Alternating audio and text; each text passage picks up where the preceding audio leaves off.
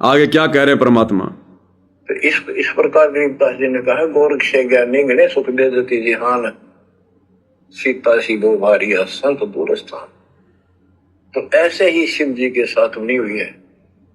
ज्ञान तो मालिक का सुन लिया, उसने आगे पार्वती को सुना रहा है। आप वही डले ढोड़ा समाधि लावे है वही शंकर जी के साथ में बन गई। ज्ञान तो सुन लिया भगवान से, आगे पार्वती को देने लग गया और खुद वही समाधि लगा रहा है, वही डले ढो रहा है। वही वर्तमान में संगत के साथ में हो रहा है, गुरु के परिवार के साथ में हो रहा है। नाम ले लिया सतगुरु से, ज्ञान सुन लिया सतगुरु से, और आगे दुनिया को ज्ञानी बना रहे हैं, पुस्तक सेवा कर करके, टीवी चैनल पे सत्संग चला के, और खुद वही काल प्रेरित काम कर रहे हैं, भक्ति विरुद्ध काम कर रहे हैं, डले ढो रहे हैं, बेगार कर रहे हैं, राजनीतिक रैलियों में धक्के खा रहे हैं, आन उपासना में सहयोग दे रहे हैं लोगों को, खुद वही सारे उल्टे काम कर रहे हैं। तो सेम टू सेम वही कहानी बनी हुई है वर्तमान में संगत के साथ में। अब मैं ये कहना चाहता हूं कि आपकी किस्मत इनसे असंग गुना सुंदर और पुण्यदायक है। किसको कह रहे हैं गुरुदेव? अब गुरुदेव कह रहे, अब मैं ये कहना चाहता हूं कि आपकी किस्मत, किनकी? सत्सेवकों की। ये विशेष संदेश अपनी विशेष आत्माओं के लिए है कि अब मैं ये कहना चाहता हूं कि आपकी किस्मत इनसे असंख्य गुना सुंदर और पुण्यदायक है। किसको कह रहे हैं गुरुदेव? अपने सत्सेवक बच्चों को, आश्रम वालों को नहीं कह रहे, क्योंकि उनकी मर्यादा तो सबके सामने है। जो डले वर्तमान में सतलोक आसन वाले ढो रहे हैं, वो सबके सामने है। ये विशेष संदेश परमात्मा ने ऐसे समय में अपने मुख कमल से हिसार जेल से बोलकर बाहर भेजें, और ऐसा ठीक का समय निर्धारित करके परमात्मा ने अब खुलासा करवाना शुरू किया है। तो ये संकेत गुरुदेव सत्सेवकों के लिए कर रहे हैं कि अब मैं ये कहना चाहता हूं कि आपकी किस्मत इनसे, यानी किनसे? सतलोक आश्रम वालों से, सतलोक आश्रमों से जुड़ी संगत से असंख्य गुणा ज्यादा सुंदर और पुण्यदायक है। क्यों? क्योंकि हम इस प्रकार के डले नहीं डोरे।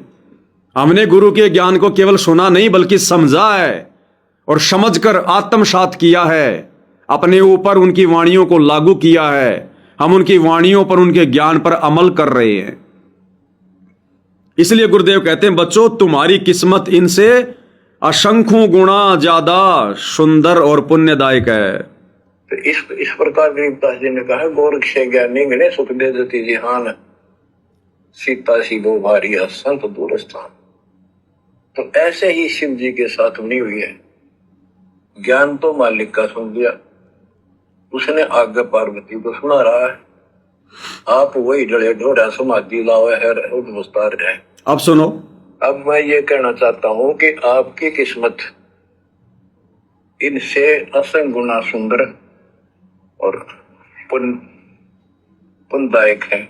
आश्रम वालों से सत्सेवक भाई बहनों की किस्मत, किन सत्सेवक भाई बहनों की किस्मत? सबकी नहीं। जो साध संगति से जुड़े हैं, अपने आप को सत्सेवक कहलाते हैं, और उनके मन में विषय वासनाओं का कीड़ा चल रहा है, अभी आगे रमेणी करने की सोच रहे हैं, उस बीमारी को लगाने की सोच रहे हैं, जिस विषय वासना को गुरुदेव ने बीमारी की संज्ञा दी है, वो सत्सेवक नहीं है। सत्सेवक के तो आसपास भी ये बीमारी दिखाई नहीं देगी। सत्य यानी सच्चा, और सेवक यानी भगत। जो सतगुरु का सच्चा भगत होगा, वो बीमारी लगने देगा क्या? उस बीमारी को दूर किए बिना तो कोई सत्सेवक कहला ही नहीं सकता।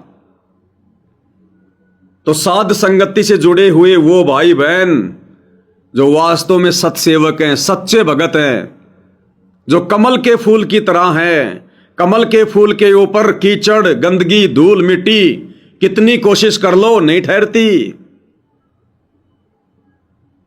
तो असल में सत्सेवक वो हैं जो साध संगति से जुड़कर सत भक्ति मार्ग पर मोक्ष के लिए आगे बढ़ रहे हैं। जो बीच बीच में अपने ऊपर बीमारी लगा लेते हैं, काम, क्रोध, लोभ, मोह, अहंकार की, वो सत्सेवक नहीं है। भले उसने ठप्पा लगा रखा सत्सेवक का, भक्तों को तो मूर्ख बना सकते हो, अपने भगवान को कैसे मूर्ख बनाओगे, उस अंतर्यामी को? तो क्या कह रहे हैं गुरुदेव, आपकी किस्मत। अब मैं ये कहना चाहता हूं कि आपकी किस्मत इनसे असंग गुना सुंदर और पुण्यदायक है, पुण्ययुक्त है। आपको वो सच्चा मार्ग, सच्ची भक्ति मिली यदि आप आज। सुनो क्या कह रहे हैं गुरुदेव कि आपको सच्चा मार्ग मिला, आपको सत भक्ति मिली, और यदि आज आप यशमैन होते, 10 भगत आपके आगे पीछे होते, हाँ जी सच्चाई भगत जी, आपकी जी हजूरी करने वाले होते, जैसे कोऑर्डिनेटरों की जी हजूरी संगत कर रही है, गुरु के परिवार की जी हजूरी संगत कर रही है। यदि आज आप और हमें गुरुदेव इस बीमारी में डाल देते, यदि ये गंदी पोस्ट कोऑर्डिनेटर की आप और हमें मिल जाती, ये गंदी पोस्ट आश्रम संचालक की आप और हमें मिल जाती, यदि ये महागंदी पोस्ट गुरु का बेटा कहलाने की, बेटी कहलाने की, भाई बंधु कहलाने की यदि आप और हमें मिल जाती, हम इस भक्ति से 100 कोस दूर होते। जैसे वो लोग 100 कोस दूर बैठे हैं आध्यात्मिक दृष्टि से, समझ तो अपने आप को एक नंबर का भगत रहे हैं, लेकिन आध्यात्मिक दृष्टि से गुरु का परिवार और ये कोऑर्डिनेटर 100 कोस दूर हैं। तो क्या कह रहे हैं गुरुदेव भगवान, ये बीमारी हमें नहीं लगने दी परमात्मा ने। भक्ति मिली यदि आप आज जरा सा भी अच्छी पोस्ट प्राप्त होते और कोई धन अच्छा होता, 10-5 नौकर यशमैन होते, आप कदे भी न मानते भगवान ने। यदि कोई अच्छी सी पोस्ट होती, कोई पदवी होती, 10-5 नौकर होते, सलूट मारने वाले होते, अच्छा खासा धन होता, माया होती, तो गुरुदेव कहते हैं आप कभी भी भगवान को स्वीकार नहीं करते। देख लो, अच्छा खासा धन हो गया गुरु जी के परिवार के पास, कोऑर्डिनेटरों के पास, बना बना के आश्रम बैठ गए, मेहनत बनकर नाम दीक्षा केंद्र खोल के बैठ गए। आपको झज्जर के नामदान सेंटर की बात बताता हूं, जहां के नामदान संचालक श्रीमान जगबीर सिंह जी, जगबीर दास, 60-65 साल की उम्र है, और जब उसके घर से किसी कारण से नाम दीक्षा केंद्र हटाने लगे आश्रम वाले, और जब नाम दीक्षा केंद्र से दान की पेटी उठाने लगे, तो जगबीर दास दान की पेटी से चिपट गया। अरे बोले या तो छोड़ दो बोला ये तो छोड़ दो, इसने तो ना ले जाओ। ये हालत है इन कोऑर्डिनेटरों की, नामदान संचालकों की। बोला गुरु जी की फोटो ले जाओ, पुस्तक ले जाओ। जैसे ही वो दान पेटी उठाने लगे, जगबीर दान पेटी के चिपट गया। अरे बोले या तो ना ले जाओ। तो ये हाल है भाई और बहनों इन आश्रम वालों का। इसलिए गुरुदेव कहते हैं यदि ये माया, ये धन, ये संपत्ति, ये पदवी और 10 आदमी तुम्हें सलूट करने वाले, सच्चाई भगत जी, सच्चाई भगत जी, जैसे इन कोऑर्डिनेटरों को करते हैं, गुरु जी के परिवार को करते हैं, आप कभी भी भगवान को नहीं पहचान पाते जैसे ये लोग नहीं पहचान पा रहे। गुरु को हल्के में ले लिया, मजाक में ले लिया। गुरु के धरती पर रहते सहते जून के महीने में कागज की नकली फोटो को कबीर भगवान मानकर पूज रहे हैं। तो यह रहम है गुरुदेव का, रहम उन आत्माओं के ऊपर जिन आत्माओं को गुरुदेव ने शतलोक लेकर जाना है। क्या कह रहे हैं, ध्यान से सुनो।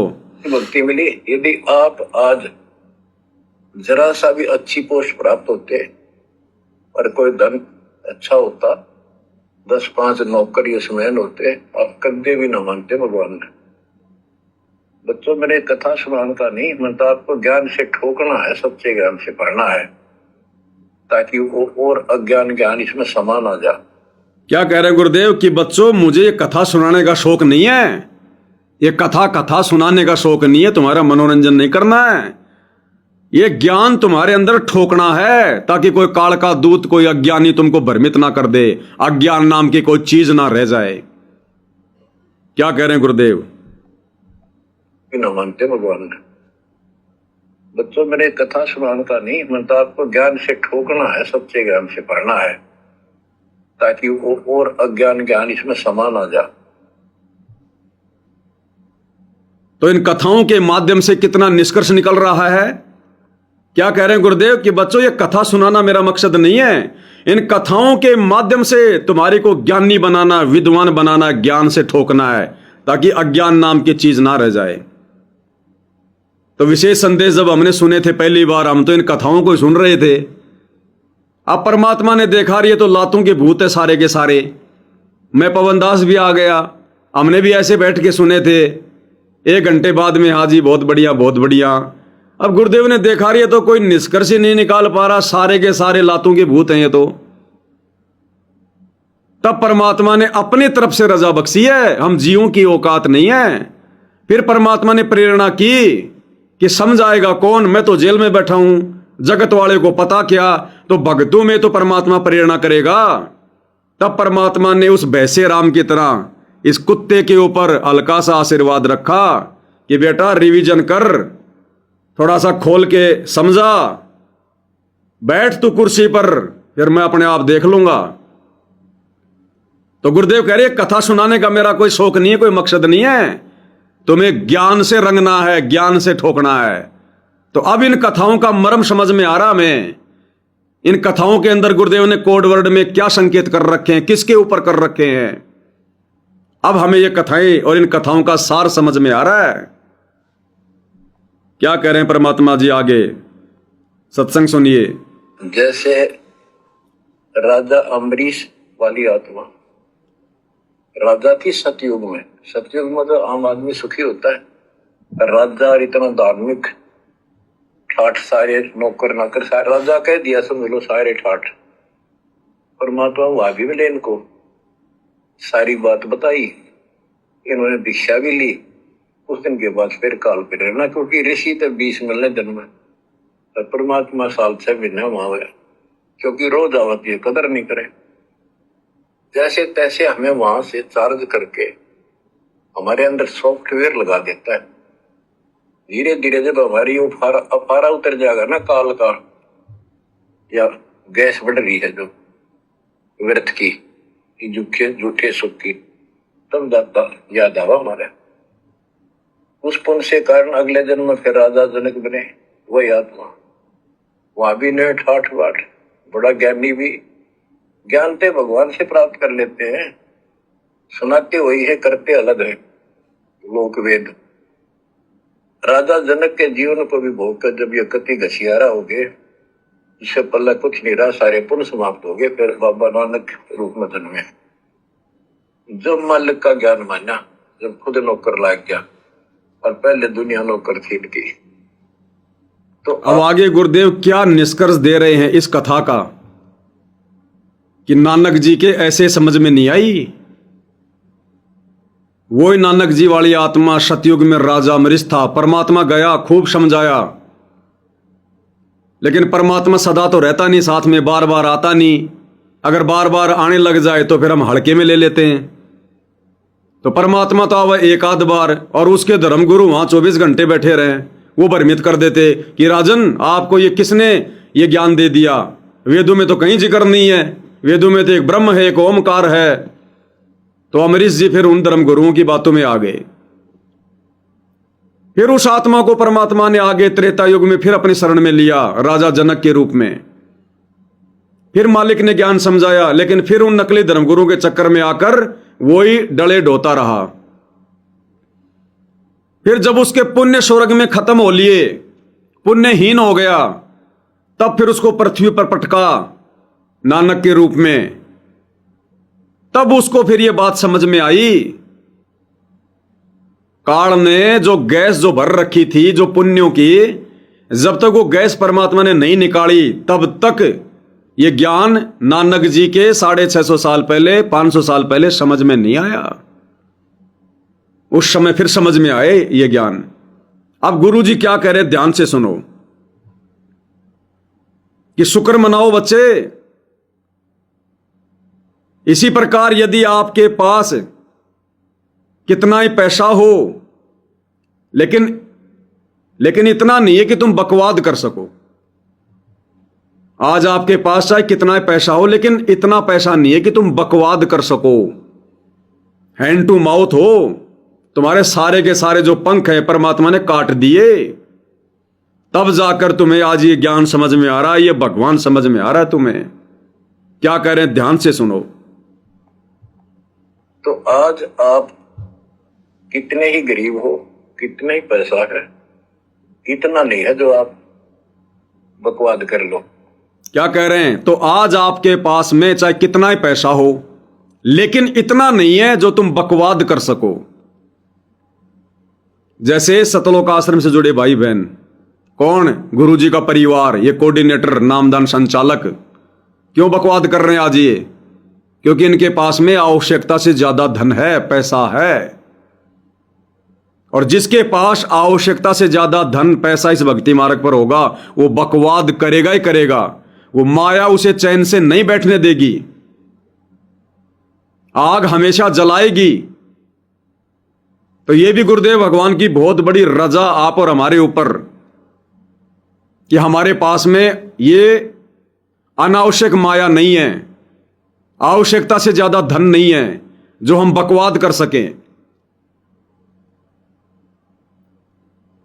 और तब कहीं जाकर आप और हमारे ये बात समझ में आई, ये ज्ञान समझ में आया, गुरु समझ में आया।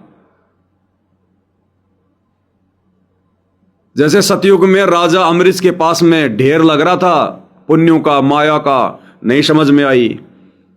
त्रेता में भी ढेर लग रहा था धर्म का, पुण्य का, पैसों का, राजा था सर्वसंपन्न, नहीं समझ में आई।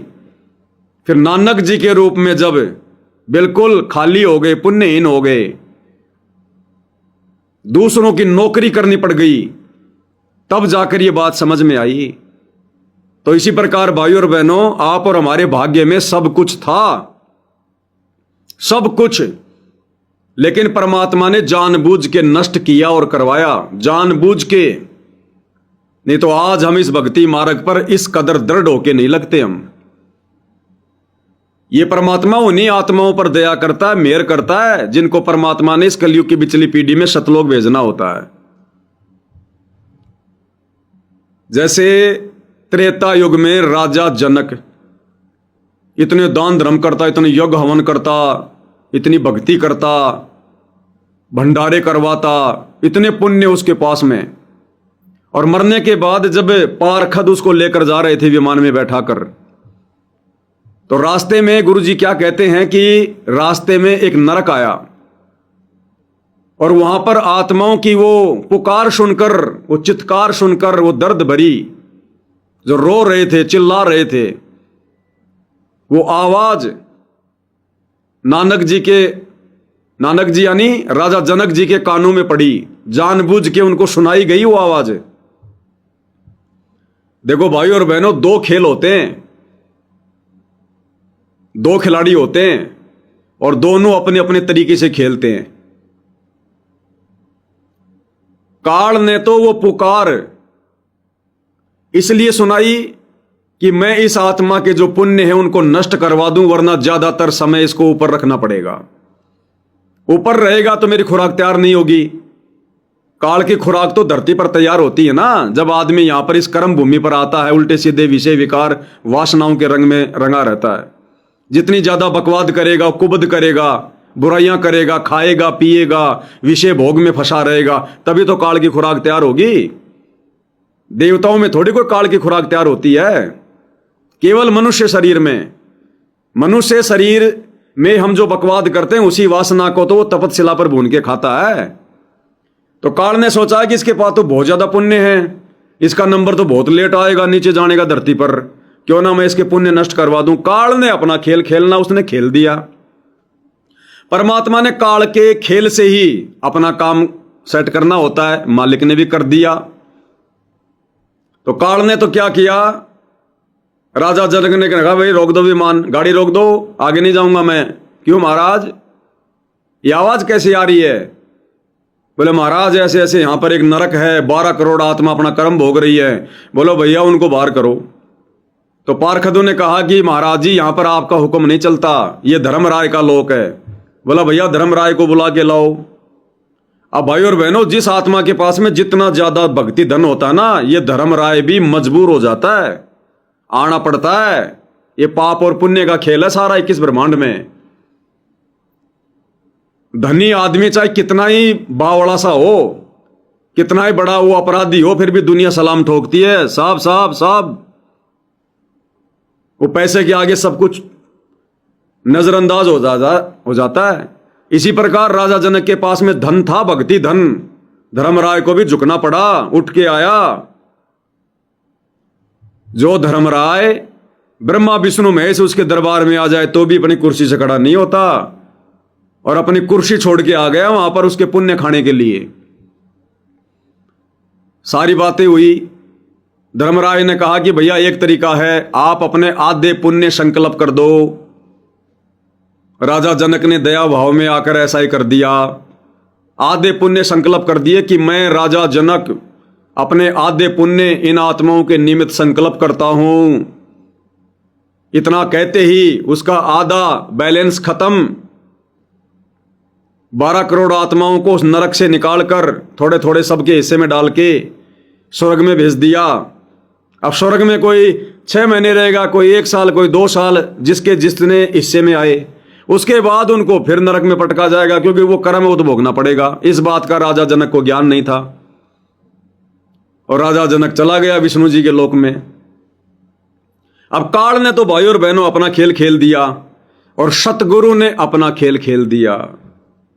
काल ने सोचा मैंने कर दिया इसको पुण्यहीन, अब ये दोबारा धरती पर जल्दी जाएगा और मेरी खुराक तैयार करेगा, खुश। और परमात्मा ने क्या खेल खेला? मालिक को पता था कि ये मेरी आत्मा है, युगों युगों से मेरी शरण में है। राजा अमरीश था, मैं गया, नहीं समझा। राजा जनक था, मैं गया लेकिन नहीं माना। और परमेश्वर अपनी आत्माओं को दुखी नहीं देख सकता ज्यादा। तो परमात्मा ने क्या किया? उसकी आधी भक्ति नष्ट करवा दी, उसके आधे पुण्य नष्ट करवा दिए। इस हिसाब से नष्ट करवाए कि जब कलयुग की पिछली पीढ़ी आएगी उस समय तक स्वर्ग में बैठकर इसके जो पुण्य है वो नष्ट हो जाएं।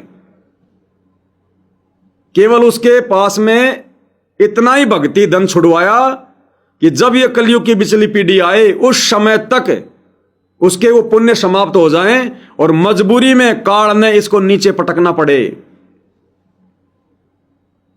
और मालिक को पता था कि कलयुग की पिछली पीढ़ी में मैं जाऊंगा, वो मोक्ष का मार्ग होगा, और इस आत्मा को फिर मैं मिलूंगा, फिर अपना ज्ञान समझाऊंगा। ये भी खाली हो चुका होगा, ये भी भगवान की तलाश में फिर से भक्ति करने के लिए दौड़ रहा होगा, और उस समय जाकर मैं इसको पकड़ लूंगा, फिर इसको सारी बातें मेरी समझ में आएंगी, क्योंकि ये हैंड टू माउथ हो चुका होगा। बकवाद के लिए कोई इसके पास में साधन नहीं होगा। तो काल ने तो अपने हिसाब से कि मैंने राजा जनक को ठग लिया, और परमात्मा ने अपने हिसाब से उसके पुण्य नष्ट करवाए, काल में प्रेरणा करके। काल ऐसे उठ के नहीं आने वाला धर्मराय।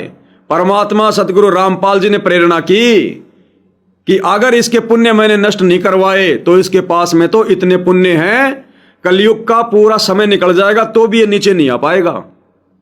तो परमात्मा जी ने उसी हिसाब से राजा जनक के पुण्य नष्ट करवा दिए, 12 करोड़ आत्माओं को संकल्प करवा के, ताकि इसका बैलेंस खाली हो जाए और कलयुग की पिछली पीढ़ी तक फिर ये नीचे आ जाए। उस समय मैं इसको पकड़ लूंगा। तो गुरुदेव क्या कह रहे हैं कि आप चाहे गरीब हो चाहे अमीर हो, लेकिन आपके पास में इतना धन इतना पैसा नहीं है कि तुम बकवाद कर सको। ये गुरुदेव का विशेष रहम आप और हम सत्सेवक भाई बहनों के ऊपर कि परमात्मा ने हमारे को उन घरों में जन्म दिया, उन परिस्थितियों में जन्म दिया, और वर्तमान में हमारे भाग्य में सब कुछ होने के बावजूद, अरे जिसके भाग्य में सत भक्ति हो, साध संगति हो, सतगुरु रामपाल जी भगवान हो, उसके भाग्य में तो 21 ब्रह्मांड की सारी संपत्ति है। लेकिन परमात्मा जी ने वो नष्ट कर दी, काट दी, डिलीट कर दी, इरेज कर दी। हमारे को हैंड टू माउथ रखा, जानबूझ के ऐसे घर परिवार में जन्म दिया जो हम बचपन से अभावों में जूझते रहे, संघर्ष करते रहे। युवा होने के बावजूद भी हम लोग भटकते रहे।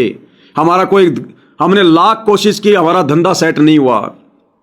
मेरा क्या था भाई और बहनों, मैं नहीं समझ पा रहा था, अब समझ में आ गया। मैं 12वीं तक की जो पढ़ाई थी वो मैंने अपने गांव में की। उसके बाद मैं जयपुर आ गया, यहां पर मैंने कॉलेज में एडमिशन ले लिया, कॉलेज भी कर ली मैंने, बन गया मैं विद्वान, लेक्चरर बन गया। उसके बाद अब सोचा भाई काम धंधा कर ले, अब पढ़ाई लिखाई करके तो तू बन गया विद्वान है, तो काम धंधा करने की तलाश में। अब मेरा क्या था भाई और बहनों, जो भी काम धंधा करूं वो कभी मेरा सक्सेस नहीं हो। मैं किसी के पास में टिके नहीं पाता, किसी के पास 2 महीने टिका, किसी के पास 6 महीने टिका। बहुत सारे मैंने काम धंधे किए। वो कहते हैं ना कि एक आदमी तो ऐसा है जो पूरी जिंदगी केवल एक ही काम करता है, और दूसरा आदमी ऐसा है जो एक ही जिंदगी में सारे काम कर लेता है। तो मैं दूसरी कैटेगरी का आदमी हूं। मैंने थोड़ा थोड़ा महीने, 2 महीने, कहीं 6 दिन, कहीं 12 दिन, मैंने सारे काम कर लिए, सारे धंधे करके देख लिए। जूस की दुकान मैंने लगा ली, दही बड़े की दुकान मैंने लगा ली, कपड़े का काम मैंने कर लिया, मेडिकल लाइन का काम मैंने कर लिया, और क्या गिनाऊं आपको, दुनिया भर के काम मैंने कर लिए। खुद का मैंने अपने अंडे की रेडी मैंने खोल ली, ये बिल्डिंग लाइन का काम मैंने कर लिया, लोगों को नौकरी दिलाने का काम मैंने कर लिया, खुद बेरोजगार लोगों को नौकरी दिला रहा हूं। कहने का मतलब मुझे याद भी नहीं है मैंने कितने काम कर लिए। और कोई भी काम, स्कूल में पढ़ाने का काम मैंने कर लिया, सारे काम कर लिए मैंने। पत्थर का काम मैंने कर लिया, मिट्टी घुसने का काम मैंने कर लिया, सारे काम किए। मेरा कोई काम कभी सक्सेस नहीं हुआ, धोखा ही धोखा खाया मैंने। फिर मैंने सोचा, क्योंकि दिमाग मेरे अंदर था ही तेज, तो जो मेरे संपर्क में आता वो सोचता यार इसमें दिमाग ठीक है, आदमी में अट्टा कट्टा आदमी है, मार्केटिंग करने में बड़ी आदमी काम आएगा, इसको पार्टनरशिप में काम करवा लो। तो 2 4 5 लोग ऐसे आए जिन्होंने कहा कि भाई पवन अपन मिलके काम करेंगे दोनों, हाफ हाफ पार्टनरशिप में। मैंने कहा बात बन गई। अब जिसके साथ मैं काम करूं, अब मेरी समझ में नहीं आ रहा उस समय, वो आदमी भी बर्बाद हो जाता। जो मेरे को ये कहता ना कि तू मेरा पार्टनर बन जा, वो आदमी भी अंत में बर्बाद हो जाता। 2 4 5 बार ऐसा हुआ। फिर एक ने कहा कि आजा भाई मेरे साथ ये काम कर ले। मैंने कहा तेरे को बर्बाद होना है क्या? बोला क्यों, ऐसा क्यों बोल रहा है? मैं जिसके साथ में काम करता हूं ना वो बर्बाद हो जाता है। और मेरा कोई काम भाई और बहनों कभी भी नहीं चला। आज सतगुरु से नाम दीक्षा लेने के बाद हमें इस बात का ज्ञान हुआ कि वो हमारा काम गुरुदेव भगवान नहीं चलने दे रहा था। भाग्य में होने के बावजूद भी परमात्मा किसी न किसी बहाने रिजेक्ट कर रहा था। यदि वो धंधे वो चल जाते, वो पार्टनरशिप के काम यदि वो चल जाते, या खुद का जो मैं काम करता था यदि उसमें सफलता मिल जाती, तो भाई और बहनों इस मार्ग पर मैं कभी जिंदगी में नहीं आता। इन बकवादों को मैं कभी जिंदगी में नहीं छोड़ पाता। तो अब समझ में आया कि क्यों तो मैं बर्बाद हो रहा था और क्यों जिसके साथ मैं धंधा करता था वो बर्बाद हो रहा था। तो लोगों ने फिर आगे चलकर मेरे से दूरी बना ली कि भाई बर्बाद होना है तो पवन दास के साथ में मिलकर काम कर लो। तो परमात्मा ने जानबूझ के इस दास को बचाया। भाग्य में था लेकिन परमात्मा ने दिया नहीं कि बेटा भक्ति करनी है, बकवाद बहुत कर ली, असंख्य जन्म बीत गए, अब ये भक्ति का समय है, तेरी चलेगी या तेरे बाप की चलेगी। तो बाप ने अपनी चलाई हमारी लाख कोशिशों के बावजूद, और अब परमेश्वर ने वो धंधा दे दिया, वो बिजनेस दे दिया, वो सेवा दे दी, वो रोल दे दिया जिस रोल के लिए ब्रह्मा विष्णु महेश भी लाइन में खड़े हैं हाथ में लेके कटोरा। ये सतगुरु की सेवा, सतगुरु की भक्ति, भक्ति तो सभी भाई बहन कर रहे हैं, सेवा भी सभी भाई बहन कर रहे हैं, लेकिन जो भक्ति और सेवा इस 2 कोड़ी के जीव की झोली में परमात्मा ने भिखारी समझ के डाल दी, इस सेवा के लिए भाई और बहनों ब्रह्मा विष्णु महेश भी लाइन में खड़े हैं। तो अब ये बातें समझ में आई। तो इसी प्रकार गुरुदेव कह रहे हैं भले आप गरीब हो चाहे अमीर हो, लेकिन आपके पास में इतना पैसा नहीं है कि तुम बकवाद कर सको। तो परमेश्वर ने गांठ मार दी, हम सबको बांध दिया परमात्मा ने वचन में कि ये उनको तो 1 सेकंड लगती है, 1 सेकंड भी नहीं लगे। जैसे सतलोक में असंख्य आत्माओं ने हाथ खड़ा कर दिया कि हम भी जाएंगे, हम भी जाएंगे, सबने हाथ खड़ा कर दिया। अब उनको काउंट करने लगे तो कितनी गिनती नहीं। तो क्या कहा था परमात्मा जी ने काल से कि भाई ज्योति निरंजन तू अपने लोक में जा, इन जिन जिन आत्माओं ने तेरे साथ जाने की स्वीकृति दी है इन सब के नंबर मेरे कंप्यूटर में आ गए, मेरी लिस्ट में आ गए, मुझे पता है, जा। तो इसी प्रकार मालिक को पता है इनका जो कैलकुलेटर है वो दुनिया का सर्वश्रेष्ठ कैलकुलेटर है। तो परमेश्वर ने अपनी उन सभी प्यारी आत्माओं के भाग्य को, उस प्रारब्ध को, उस किस्मत को जिसमें हीरे मोती लाल थे, जिसमें सुख ही सुख था, इस काल का झूठा सुख था, खूब धन था, माया थी, खूब था, मान बड़ाई शोहरत थी, परमात्मा ने वो बांध दी, कील दी, परमात्मा ने जादू जंत्र कर दिया, अपना बांध दिया कि नहीं मिलेगा, तू कितनी कोशिश कर लेना, तू कितने काम धंधे कर लेना, तू सफलता प्राप्त नहीं करेगा। और इस हिसाब से सेट कर दिया कि ज्यादा दुखी भी ना हो, ज्यादा सुखी भी ना हो, बस आज मिल गया तो कल की चिंता सी बनी रहे। तनख्वाह नहीं मिली तो उम्मीद रहे कि महीने में तनख्वाह मिलेगी, तनख्वाह मिलेगी, और मिल जाए तो 5-10 दिन से ज्यादा वो चले नहीं, फिर आगे की उम्मीद करने लग जाए। ऐसा परमात्मा ने आप और हम सबका जीवन कर दिया, क्योंकि परमात्मा ने फिर ठीक का समय आते ही आप और हमें अपनी शरण में लेना था। फिर गुरुदेव ने हम सबको अपनी शरण में ले लिया, कोई भी कारण बना के। और आज तक परमात्मा हमें उसी स्थिति में रख रहे हैं, ना जीने दे रहे, ना मरने दे रहे। ना हम अपने आप को गरीब कह सकते, ना हम अपने आप को पैसे वाला कह सकते, ना हम अपने आप को सुखी कह सकते, ना हम अपने आप को दुखी कह सकते, ना रोगी कह सकते, ना स्वस्थ कह सकते। तो ये जानबूझ के परमेश्वर ने अपनी प्यारी आत्माओं के साथ में ऐसा किया कि भले तुम गरीब हो चाहे अमीर हो, लेकिन इतना पैसा नहीं है कि तुम बकवाद कर सको। तब जाकर भाई और बहनों आप और हमें आज ये ज्ञान समझ में आ गया, ये सतगुरु समझ में आ गया, जिस सतगुरु को बाकी दुनिया तो छोड़ो 90% शतलोक आश्रमों से जुड़े भाई बहन भी हल्के में ले गए, अपने कर्म बिगाड़ने में लगे हुए हैं, देखा देखी में, भेड़ चाल में, पीले पर्चों के चक्कर में, गुरु को ना पहचान कर। जब गुरु नहीं पहचान में आए तो ज्ञान क्या खाक समझ में आएगा। तो जानबूझकर गुरुदेव ने हमें इस स्थिति में रखा। क्या कह रहे परमात्मा?